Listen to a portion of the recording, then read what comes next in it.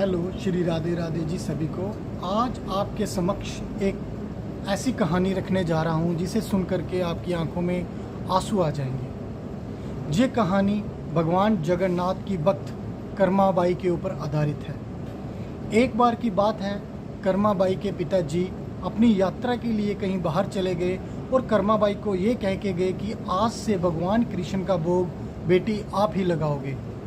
तो बेटी अपने पिताजी के आदेश के अनुसार सुबह उठ करके खिचड़ी बना करके श्री कृष्ण को भोग लगाती है और वो भोग लगा करके थाली कृष्ण भगवान जी के आगे रख देती है और अपने दूसरे कामों में व्यस्त हो जाती है।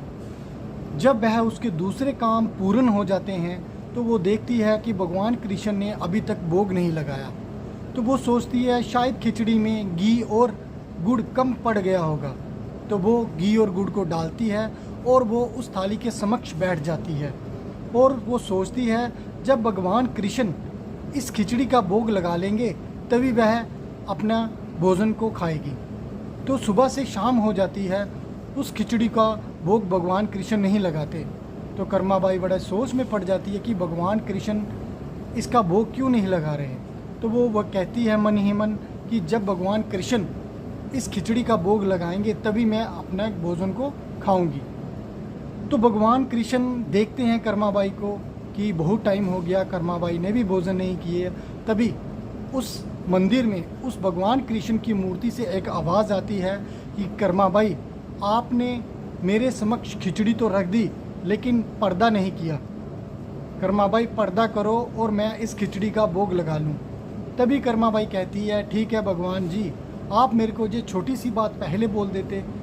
तो अभी कर्माबाई पर्दा करती है और भगवान कृष्ण उस खिचड़ी का भोग लगा लेते हैं। अब ये खिचड़ी का जो कार्य है ये निरंतर कर्माबाई सुबह उठ करके भगवान कृष्ण को भोग लगाती, ये कार्य निरंतर चलता जाता। अब भगवान कृष्ण जब वह कर्माबाई वो खिचड़ी भगवान कृष्ण के समक्ष रखती तो भगवान कृष्ण उसी समय उसका भोग लगा लेते। तो कर्माबाई सोचती है कि भगवान कृष्ण को सुबह जल्दी भूख लग जाती है, इसलिए वो स्नान करने से पहले ही भगवान कृष्ण की खिचड़ी को बना करके उनका भोग लगा देती और भगवान कृष्ण उस खिचड़ी को खा लेते। ये कार्य निरंतर चलता रहा। अब क्या होता है कि कुछ समय के बाद जब कर्माबाई के पिताजी घर में आते हैं तो कर्माबाई अपने पिताजी को ये बात सुनाती है कि मैं खिचड़ी बना करके भगवान कृष्ण के आगे रखती हूँ और भगवान कृष्ण उस खिचड़ी का भोग लगा लेते हैं। तो कर्माबाई के पिताजी कहते हैं ठीक है बेटी, मैं तो यात्रा में भगवान कृष्ण को बाहर ढूंढ रहा था और भगवान कृष्ण जी हमारे घर में ही बैठे हुए हैं। और कर्माबाई के पिताजी कहते हैं कि अब ये जो भगवान कृष्ण का भोग है बेटी तुम ही लगाया करो, क्योंकि वो तुम्हारे हाथों की खिचड़ी को खाना बहुत पसंद करते हैं। तभी कुछ समय के बाद कर्माबाई के पिताजी इस दुनिया से चल बसते हैं और अब कर्माबाई बेचारी अकेली रह जाती है। कर्माबाई का घर में दिल नहीं लगता। वो यात्रा के लिए भगवान कृष्ण की मूर्ति को लेकर के निकल जाती है और अपनी यात्रा के लिए वो अलग अलग स्थान पे जाती है, अलग अलग भगवान के दर्शन करती है। अब वो पहुंच जाती है भगवान जगन्नाथ के जहाँ। तो भगवान जगन्नाथ के जहाँ जब वो भगवान जगन्नाथ के दर्शन करती है तो उसका मन वहीं पे लग जाता है और वहाँ पे जा करके ही वो एक छोटी सी कुटिया में रह करके भगवान कृष्ण की मूर्ति को सामने रख करके और उनका पाठ पूजा कर करके वहीं रह जाती है। अब वो अपने नित्य नियम के अनुसार उसी तरीके से भगवान कृष्ण को बाजरे की खिचड़ी का भोग लगाती है और भगवान कृष्ण उसी तरीके से अपने भोग को पूर्ण रूप से स्वीकार करते हैं। तो कुछ दिन के बाद एक छोटा सा बालक कर्माबाई के जहाँ आता है। जब कर्माबाई भगवान कृष्ण को भोग लगा रही होती है कि मैया मैं अंदर आ जाऊँ, मैंने भी खिचड़ी खानी है, मुझे बहुत ज़ोर की भूख लगी है। तो कर्माबाई कहती है बेटा हाँ आ जाओ अंदर। तो वो अंदर आ जाता है बालक और कर्माबाई उसे खिचड़ी का भी भोग लगाती है और वो खिचड़ी खा लेते हैं।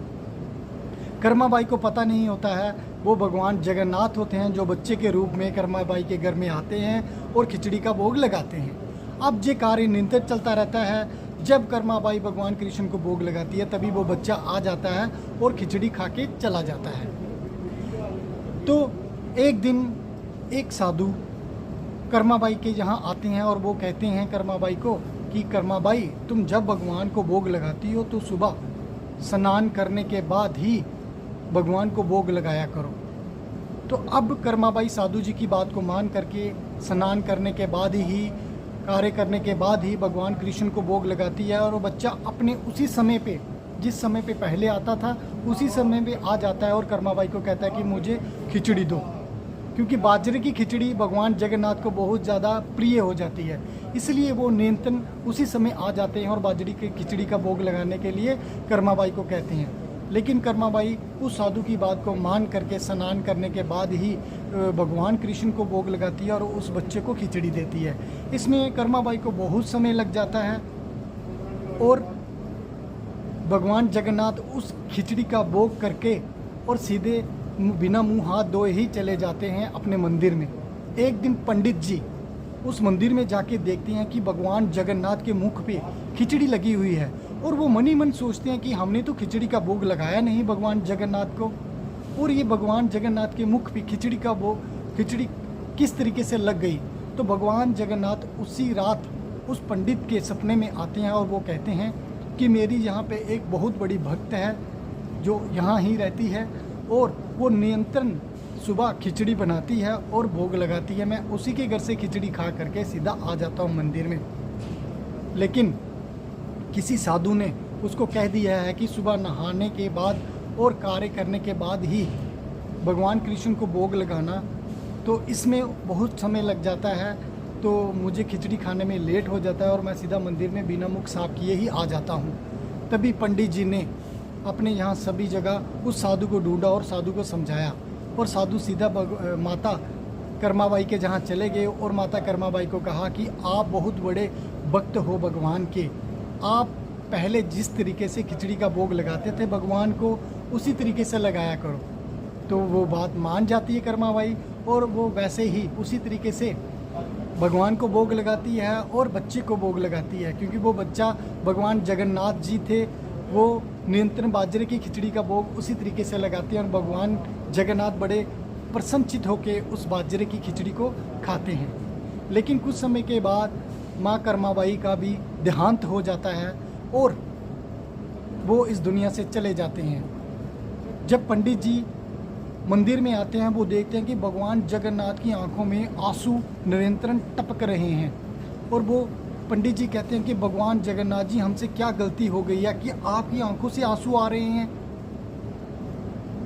तभी भगवान जगन्नाथ जी उस पंडित के सपने में रात को आते हैं और वो कहते हैं कि मेरी प्रिय भगत कर्माबाई इस दुनिया से चली गई है और अब मुझे बाजरे की खिचड़ी का कौन भोग लगाएगा, इसीलिए वो आंसू मेरी आंखों से टपक रहे हैं। तभी आज भी भगवान जगन्नाथ के जहाँ वहाँ पे उनको बाजरे की खिचड़ी का भोग लगाया जाता है।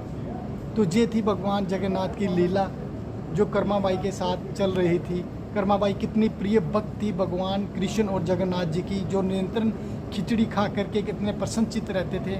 हमें भी सच्चे मन और दिल से प्रभु का शुक्रिया अदा करना चाहिए, भगवान का शुक्रिया अदा करना चाहिए। तो जय भगवान जगन्नाथ जी की। अगर आपको मेरी ये कहानी अच्छी लगी तो प्लीज़ इसे ज़्यादा से ज़्यादा सब्सक्राइब करें, लाइक करें, ताकि आगे मैं आपके लिए अच्छी भगवान की कहानी लेके आ सकूं। धन्यवाद।